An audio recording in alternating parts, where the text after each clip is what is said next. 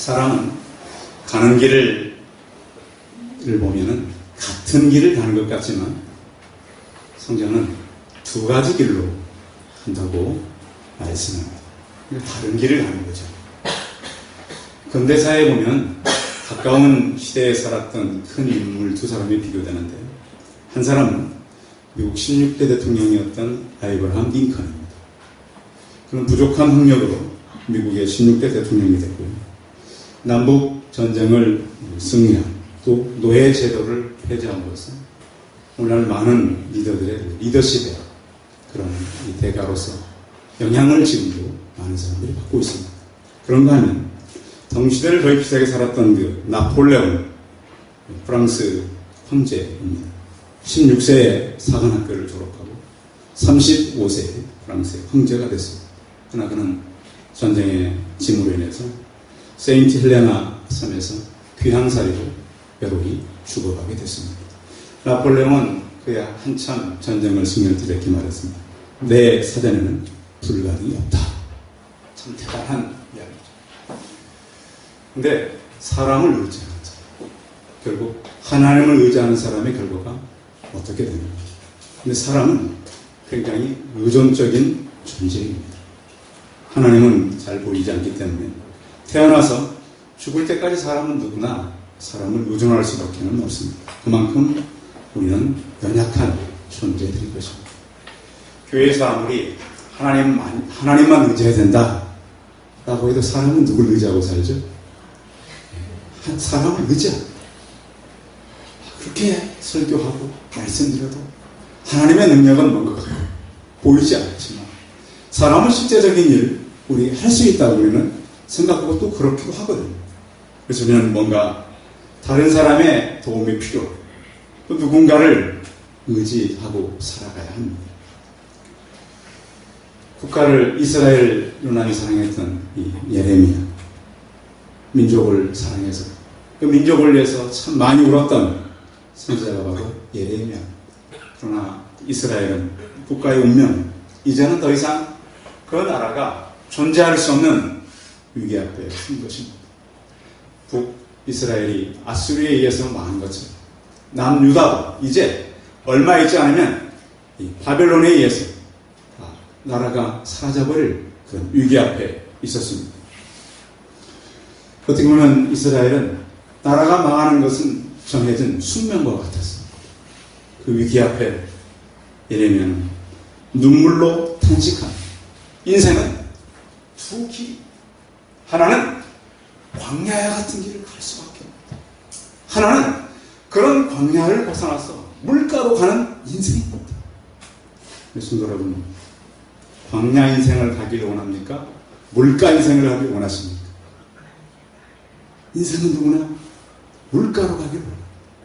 그런데 성경은 다 그렇게 갈 수가 없다. 두 가지입니다.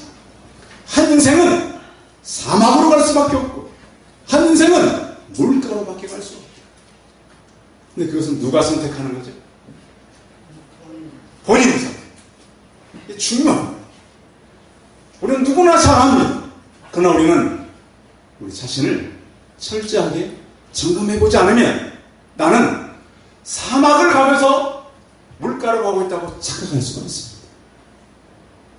눈물의 선지자 예레미야, 이 민족은 하나는 물가로 가야 되는데 왜 바벨론의 포로로 가야 합니까? 그러면서 사막에 있는 두 나무를 비유로 얘기합니다. 성경에 보면 떨기나무라고 하는 그 나무가 있는데 찾아보니까 한 종류만 있는 게 아니고요. 떨기나무가 보니까 몇 종류가 있어요. 그래도 이스라엘 사람들이 이렇게 보면 그 구름을 향해서 그냥 떨기나무 이렇게 한 것 같아요. 이 떨기나무는 어떤 떨기나무는 이 가시가 돋는 떨기나무가 있는가 하면 어떤 떨기나무는 열매를 맺는 떨기나무도 있어요. 근데 그 열매는 먹을 수가 없는 열매를 맺는다. 그래서 이스라엘 사람들이 그 떨기나무는 소돔의 사과나무, 열매는 맺지만 먹을 수 없는 그런 나무, 또 히브리 말로는 벌거벗은 나무, 이런 떨기나무. 그래서 메마르고 혹독한 환경에서 살 수밖에 없는 그런 나무를 떨기나무, 사막에서 사는. 또 하나는 물가에 심겨진 나무가 있다는 거죠. 메마른 사막과는 반대로 시절이 때가 되면 다 열매를 맺어요. 이번에 여러분들이 아마 이렇게 좀 이렇게 시골의 고향이고 또 가볼 수 있는 기회가 있는 분들은 보셨겠죠. 이 과수원 같은 데 가보면 참 많은 열매가 맺혀 있어요. 사과나무랄지, 특히 그 무화과나무도 열매를 많이 맺더라고요. 그러면 이 논밭이 이제 색깔이 이제 약간 누래지는 이런 이 황금의 이런 이 낯을 기다리고 있는, 추수를 기다리고 있는 이런 시기가 지금입니다. 그래서 많은 과일들이 풍성해지고 이 농촌에는 이 농사해 놓은 것들이 풍년이 들어가는 그런 때입니다. 그런데 오늘 성경은 인생은 누구나가 물가를 갈 수 없고 누구나가 사망을 갈 수 없는 두 인생이 있음을 우리에게 말씀하고 있습니다. 그런데 성경에서 왜 사람은 선택해서 갈 수 있는 길을 뒀는데 왜 망해가는가? 여러분들이 그 자유의지를 사용을 할 때, 특히 선택을 할 때 두 그림을 성경은 우리에게 말씀하고 있습니다. 오늘 예레미야도 그렇지만 시편 1편에도 보면 의인의 길과 악인의 길이 있습니다. 의인의 길은 하나님을 섬기는 사람의 길이고 악인의 길은 하나님을 섬기지 않는 사람의 길입니다. 그런가 하면 주님께서 오셔서는 좁은 길과 넓은 길이 있다 그랬습니다. 믿음의 사람은 어느 길을 가라는 거예요? 좁은 길을 가라는 거예요. 믿지 않는 사람들은 그냥 세상이 가는 길을 다 가는 거예요. 그런데 그 넓은 길은 굉장히 힘든 척박한 결국은 길이라는 거예요. 겨우겨우 생존할 수 있는 그런 길이라는 거예요. 그런데 좁고 의인이 가는 길은 풍성한 열매가 있고 미래가 확실히 보장된 그런 인생을 간다라고 하는 거예요. 저 우리 예배 오신 성도님들은 사막 인생이 아니라 물가 인생을 가는 그러한 인생이 되시기 바랍니다. 모든 가정이 그렇게 되시길 바랍니다. 그래서 먼저 우리가 사막 인생을 한번 살펴보려고 합니다. 인적이 없고 외딴 곳만 사막이 아니라 인생을 살아가면서 우리가 사는 인생은 광야의 길을 갈 수 있다는 거예요. 자, 이 사람은 어떤 길을 간다고 말씀하고 있냐면 5절에 설명하고 있어요. 5절 같이 한번 읽어봐요. 5절 시작. 여호와께서 이와 같이 말씀하시니라. 무릇 사람을 믿으며 육신으로 그의 힘을 삼고 마음이 여호와에게서 떠나는 그 사람은 저주를 받을 것이다. 아멘. 그래서 복과 저주가 너무 극명하다. 이 사람은 사람을 믿는다. 한국교회를 이끌어왔던 한 목회자가 이런 얘기를 했습니다. 목회자가 성공하든 실패하든 큰 문제가 있는데 그 문제는 뭐냐면 자기를 잘 모른다는 거예요. 여러분 자신을 잘 아십니까? 근데 잘 몰라요, 사람. 자신. 그러면서 다른 일은 쉽게 평가할 수 있다는 거예요. 그래서 인생은 자기 마음대로 되는 게 아니에요. 자기 뜻대로 되는 것도 아니에요. 많은 사람들이 성공했다고 나름대로 성공이잖아요. 그런데 그 성공의 어떤 기준이 잘 된 게 아니에요. 얼마 가지 못해요. 그래서 나중에 분명히 처음에 성공했다 그랬는데 얼마 가지 않으면 성공이 아니라 크게 무너져 있는 것을 보게 되는 급변한 시대를 우리가 살아가면서 어떤 기준도 이제는 많이 달라져 가야 된다. 특히 사람이 근본적으로 치료되지 않고는 성공할 수가 없는 거예요. 그래서 하나님께서 그렇게 말씀했어요. 나는 치료하는 하나님이라. 우리는 꼭 그 치료를 육신의 치료라만 생각했어요. 그런데 하나님은 치료할 때 육신만 치료하는 것이 아니라 영혼을 같이 치료하는 거예요. 근데 우리는 육신만 건강하면 건강하고 사람들이 보기에 어떤 물질만 많이 모으면 부동산만 많으면 그것이 성공이라고 잘못된 착각을 한다는 거예요. 요즘에 사람들이 이제 쉬자, 그래서 힐링을 많이 하잖아요. 물 좋고 산 좋은 곳에. 우리나라 다녀보면 물 좋고 산 좋은 곳에 참 사람들이 많이 모여요. 또 그런 곳도 많아요. 그래가지고 하나님께서 우리를 통해서 정말 하시고자 하는 것은, 그런 물론 자연에 가면 치료가 있어요. 근데 자연 치료는 한계가 있어요. 영원히 치료 받지 못한 영혼은 어렵다. 그래서 사막 인생을 갈 수밖에 없다. 그래서 결국 열매를 맺지 못하고 가시나무를 만들고, 또 그 사막 인생은 어떤 인생이라고 성경에 설명을 하고 있냐면 이렇게 또 말씀하고 있어요. 6절 한번 읽어볼까요? 6절 시작. 그는 사막에 떨기나무 같아서 좋은 일이 오는 것을 보지 못하고 광야 간절하고 건강한 땅, 사람이 살지 않는 땅에 살리라 그랬습니다. 그러니까 좋은 일이 오는 것을 본다고 못 본다고요? 못 본다고요. 여러분 생애에 좋은 일 보시길 바랍니다. 여러분 인생을 여러분이 축복하셔야 돼요. 하나님, 나는 좋은 인생을 만나게 하여 주옵소서. 그것이 기도가 되시기 바랍니다. 어떤 사람은 자기 인생을 원망하며 살아요. 내가 무슨 좋은 일을 본다고. 그건 정말 믿음 없는 말. 그런 믿음으로 하나님이 함께 하심에 좋은 일을 만날 것이다. 이런 확신 속에 살아가시기 바랍니다. 또 이렇게 이 복을 받지 못할 사람은 어떤 땅에 산다고 성경이 말해요? 광야? 어떤 땅? 간조한 곳은 간조한 곳. 간조한 곳. 간조한 땅은 어떤 땅이냐면 불면 나라기 같은 모래 땅을 말해요. 사막이 그런 곳이잖아요. 사막은 바람이 불면 막 산이 생겨요. 그렇죠? 신기루가 생긴다 그러잖아요. 하나님께서 그래서 하나님을 섬기지 않는 사람들이 가는 곳은 이 간조한 곳, 불면 날아갈 모래땅과 같은 곳, 또 간조한 것과 함께 어떤 땅? 건강한 땅. 건강한 땅은 소금에 절여있는, 그러니까 농사를 잘 하시는 분들은 땅을 맛보는 거 아세요? 흙을 맛을 보면 흙이 짜. 그러면 그 땅에서 농사가 되겠어요, 안 되겠어요? 될 수가 없어요. 그래서 농사를 잘 하시는 분은 흙을 혀로 맛보잖아요. 그래서 어떤 사람은 그 식물에게 주는 그 비료 같은 것도 혀로 맛보는 사람을 제가 봤어요. 식물이 잘 살 수 있는 거. 그리고 어떤 그 사람은 낚시꾼인데요. 낚시에 미끼를 맛보는 사람을 봤어요. 여러분, 그 전문가예요, 전문가. 그냥 뭐 가서 이렇게 뭐 새우를 낚는 것이 아니고요. 고기 낚는 전문가는 뭘 맛본다고요?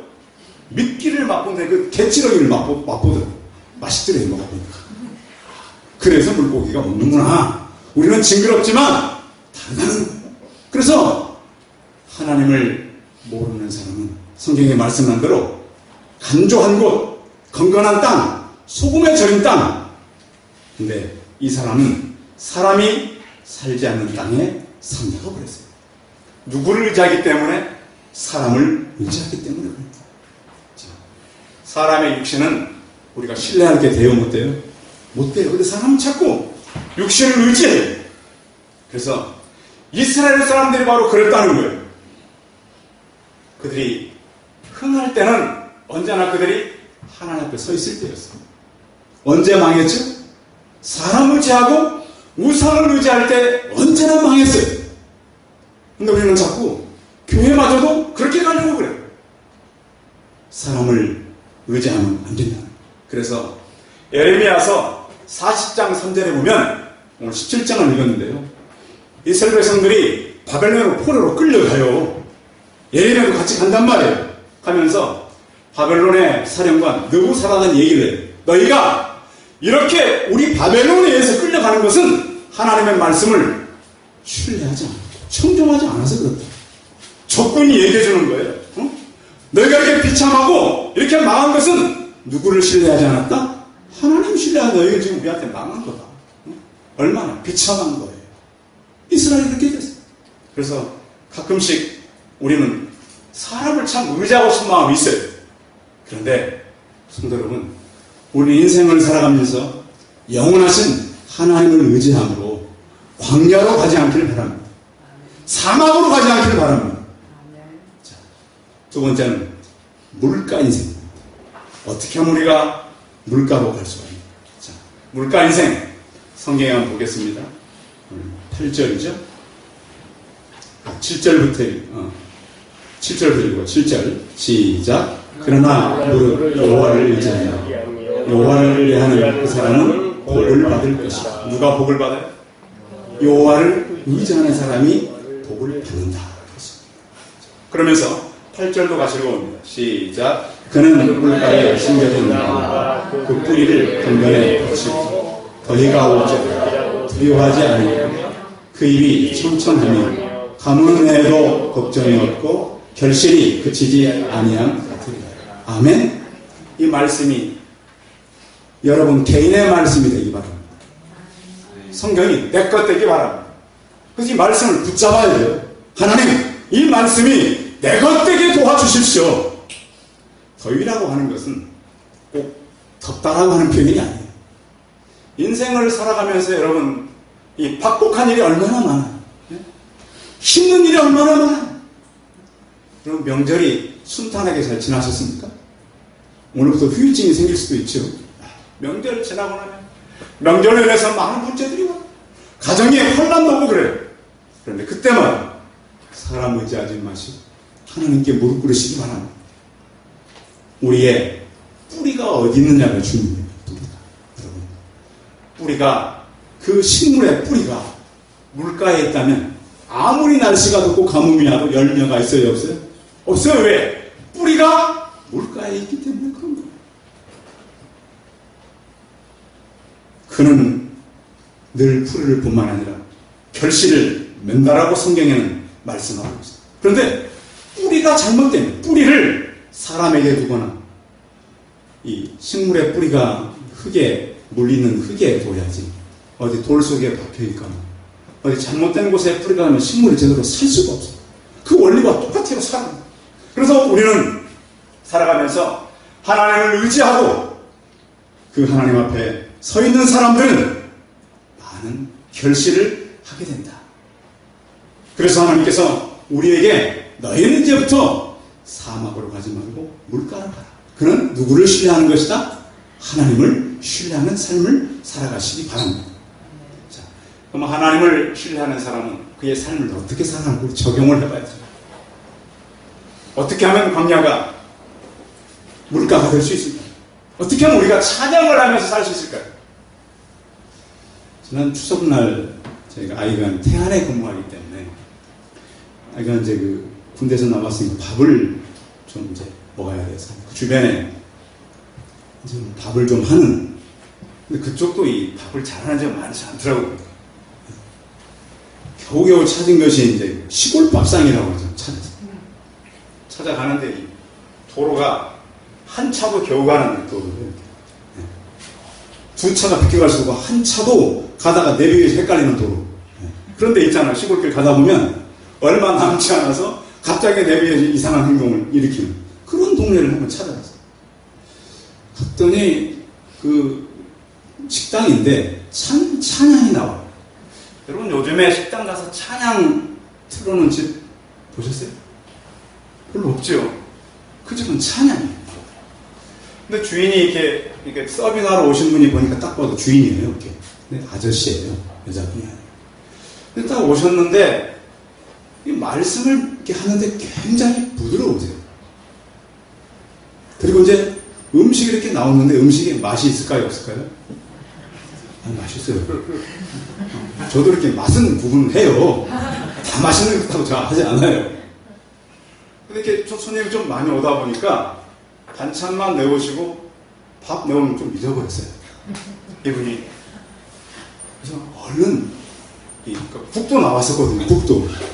국을 다시 데워오셨어요. 그러면서 또 원래 메뉴에 없는 간식도 또 챙겨주셨어요. 근데 제가 그분을 이렇게 태도를 보니까 이분 굉장히 몸에 틀림없이 그분은 장로님이나 안수집사님 이 사람들 같아요. 딱 보니까.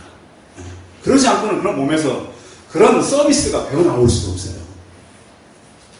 그래서 저분은 돈 벌기 위해서 장사하는 분이 아닌 것 같고요. 그 식당을 봉사한다고 하시는 것 같더라고요. 느낌에 제가. 밥 먹으러 간 손님 느낌에. 그래서 사람이 살면서 근데 하시는 게 그냥 묻어나요. 그냥 몸에 그냥. 그리고 간간히 보니까 음료수를 많이 갖다 주시더라고요. 시킨 것 같지는 않은데 이렇게 아마 좀 손님들이 많이 좀 늦으면 이렇게 좀 이렇게 갖다 주시는 거죠. 그래서 그걸 보면서 이제 뭘 느꼈냐면 우리가 인생을 살아가면서 이렇게 막 그냥 어쩔 수 없이 이걸 해야 된다 그런 생각보다는 좀 내가 이 일을 봉사한다고 생각하고 일하다면 어떨까 하는 생각을 그 집에서 가졌어요. 좋은 식당이면 안 좋은 식당이에요? 좋은 식당이에요. 그런 걸 느끼겠더라고요. 그렇다고 우리가 기독교적인 대화를 한마디도 안 했어요. 그냥 느끼고 오는 거예요. 또 가고 싶을까요? 안 가고 싶을까요? 그쪽으로 가면 틀림없이 한 번 더 갈 것 같아요. 왜? 그분의 어떤 봉사가 제 이미지에 남았어요. 성도 여러분, 교회는 선교적 사명으로서 복음 전파하는 게 있어요. 또 하나는 사회적 사명은 사회봉사예요. 우리가 해야 되는 거죠. 우리나라 경제적으로 급성장하면서요, 한국교회가요, 봉사를 하다가 그 봉사를 정부기관과 민간단체에 넘겨줬어요, 교회가. 하지 않았죠. 그러면서 교회 성장에만 굉장히 힘을 썼어요. 그럴 때 사회는 교회를 외면하기 시작한 거예요, 지금. 예수님께서는 누구와 누구를 돌보라 그랬어요? 고아와 과부를 돌보라 그랬어요. 요즘은 그런 일들이, 물론 안 하는 건 아니지만, 많이 약해져 있어요. 그런 봉사뿐만 아니라, 또 사람들이 교회에서 봉사를 하면 보니까 기쁨이 있어요. 봉사하시는 분들 보세요. 기쁨이 있고, 왜냐하면 봉사는 자기가 그걸 선택한 거잖아요. 그런데 하나님은 봉사를 통해서 기쁨과 웃음을 많이 줘요. 봉사하는 자리가 보세요. 다 사람들이 웃어요. 자, 사람이 웃게 되면요, 어떤 이 결과가 나타나냐면 스트레스가 사라진다는 거 아니에요. 그래서 많이 웃게 되면 심장병과 동맥경화가 많이 사라져갑니다. 또 웃으면 암세포를 죽이는 세포가 이렇게 막 나타난다는 거예요. 암세포를 죽이는 세포. 또 웃을 때 신선한 공기가 폐를 통해서 들어온대요. 많이 웃으십시오. 그런가 하면 성경은 분명히 우리에게 항상 기뻐하라 그랬어요. 그리고 어차피 인생을 살아가면서 어떤 우리가 내가 이것을 마지못해서 한다 그러면 우리는 사막과 같은 생애를 살아가야 합니다. 근데 내가 이것을 봉사한다 그러면 물가 인생으로 살아가는 겁니다. 아무리 쓸모없는 이 사막도 물만 있으면 어떤 땅이 되죠? 기름진 땅이 됩니다. 아무리 쓸모없고 가치 없는 사람도 예수 그리스도가 들어가면 그런 가치 있는 사람이 되는 것입니다. 아무리 약한 자도 예수 그리스도가 들어가면 강한 자가 되는 것입니다. 아멘? 그걸 지금 살라고 하는 겁니다. 아무리 부족한 자도 전능하신 하나님을 알게 되면 그가 풍성한 자가 되는 것입니다. 그런데 하나님은 우리 사람을 이렇게 표현하고 있습니다. 9절 같이 읽어볼까요? 우리 사람. 9절 시작. 나 여호와 힘이 부패한 것은 누가 만물보다 거짓되고 힘이 부패한 것이 뭐라고요? 마음이다. 그 마음이고요. 그가 어떻게 이 사람이 살아갔냐면 11절도 읽어봐요. 11절 시작. 비록 자고새가 낫지 않는 배를 분 같아서 그의 주면에 그것이 떠나겠고 마침내 어리석은 자가 되리라. 여기 성경에 나오는 자고새 이 새는 그 실제 살아있는 뽕과의 그 새래요. 새인데 이 새의 그 약점이 하나인데 이 새는 그 욕심이 많대요. 그래가지고 자기 알뿐만 아니라 남의 알을 갖다 품는 습성이 돼요. 자고새가. 자, 그런데 이 알들이 깨어나면 가짜 알들은 다 자기 엄마한테 가버린다는 거예요. 그러니까 부위로 치부한다는 거예요. 그러니까 어떤 물질을 축적해 가면서 부정한 방법으로 출현한다는 거예요. 없어진다는 거죠. 인생의 헛수고를 하는 거죠. 그러니까 이제 사막 인생, 떨기 인생, 떨기나무 인생, 자고새 인생은 헛된 인생을 살아갈 수밖에 없다. 그러나 물가 인생, 물가에 심겨진 나무는 그렇지 않다는 거예요. 사람의 마음이 얼마나 부패했습니까? 10절 같이 읽어볼까요? 10절 시작. 나 여호와는 심장을 살피며 폐부를 시험하고 각각 그 행위와 그의 행실대로 보응하니. 자, 사람이 부패했는데 마음이 부패했다는 거예요. 그런데 이 마음이 부패했는데 어떻게 부패했냐? 밖에서 안으로 부패한 것이 아니라 속에서 밖으로 부패했다는 거예요. 이게 심각한 겁니다. 자, 이제 만약 과일을 보면은 이 과일이 이 사과 하나가 이렇게 보면 썩을 수 있잖아요. 한 부분이. 그런데 생각해 보세요. 바깥에서 안으로 썩은 게 심각해요? 속에서 밖으로 썩은 게 심각해요? 속에서 밖으로 썩은 거는 다 썩은 거예요, 이게. 그렇죠. 먹을 수가 없어요. 누가 그렇다는 거예요? 사람이 그렇다는 거예요.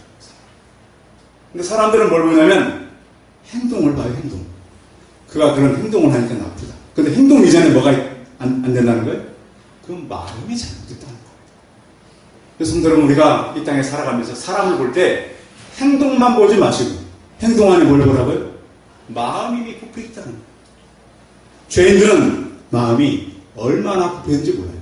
성경은 그 상태를 보편성을 말하는 거예요. 어떻게 보면 지구 안에 살아가는 모든 사람들이 다 썩은 창고와 같다는 거예요. 그래서 사람 의지하겠습니까? 네? 이 지구 안에 살아가는 사람들이 다 썩어 있다는 거예요. 이게 그 상태로 부패 있다는 거예요. 그래서 사람들이 양심에 손상됐다고 막 얘기해요. 어떻게 저런 사람을 가르치는 지도자가 저럴 수가 있어? 어떻게 목회자가 저럴 수가 있어? 성경은 그럴 수 있다. 사람도 썩었다. 그럴 수밖에 없다. 근데 왜 거기에 희망을 가졌느냐는 거죠. 물론 사람의 지성은 약간 남아있죠. 그래서 하나님을 아는 지식이, 신지식이 있는 거예요. 그러나 마음은 이미 변절되어 있어요. 로마서 6장 23절에 보면 죄의 싹은 사망이라고 했어요. 사람은 그래서 죄를 좋아해요. 사람이 그냥 죄를 좋아하게 돼 있어요. 죄인이 되면서부터. 그래서 죄를 짓는 거예요. 양심이 죽었어요. 그래서 영혼이 죽은 결과로서 어떻게 보면 이 잘못된 사람이 잘못된 정신을 가지고 운전하고 가는 거예요. 그 차가 제대로 가겠어요? 제대로 갈 수가 없어요. 그래서 그것을 사막 인생이라고 그러는 거예요. 여러분, 오늘 예레미야는 무너져 가고 이제 더 이상 그 나라가 지속될 수 없는 이스라엘, 그들을 보면서 황폐한 사막을 보고 이제는 다 가시떨기 같은 사막화가 되어버렸고, 그래서 이제는 너희들이 물가 인생으로 가야 된다.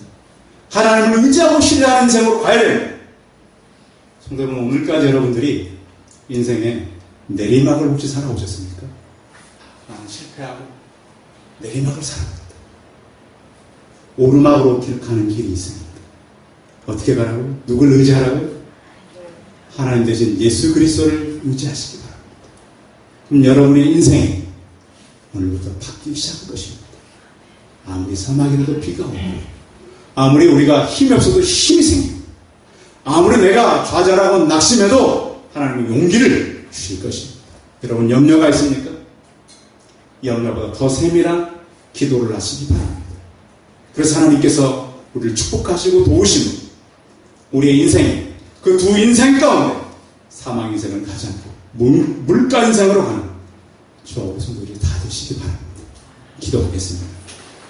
살아계신 하나님, 망해가는 이스라엘을 보면서 하나님의 능력이 없어서가 아니라 그들의 선택이 육신을 의지하고 사람을 의지해서 우상을 의지해서 무너져가는 그 이스라엘을 우리에게 하여금 보게 하셨습니다. 하나님, 우리는 지금 무엇을 보고 있습니까? 과학이 발달하고 사람들이 나름대로 힘을 얻고 살아가는 것처럼 하나님이 없는 그 세계는 사막 인생임을 보게 하여 주옵소서. 결국은 우리 후일에 오는 다음 세대들이 우리를 평가할 때 사막 인생을 살았는지 물가 인생을 살았는지 평가하게 될 것입니다. 주여, 우리와 우리 후손들이 물가 인생으로 가는 하나님을 의지하고 살아가는 우리의 삶이 되게 하여 주옵소서. 어제까지 우리가 내리막 인생을 살았다면 오늘부터 우리의 생명 되시는 주 예수 그리스도를 의지하고 그분과 함께 오르막의 인생을 살아가는 우리 모두가 다 되게 하여 주옵소서. 주 예수 그리스도의 이름으로 기도하였습니다. 아멘.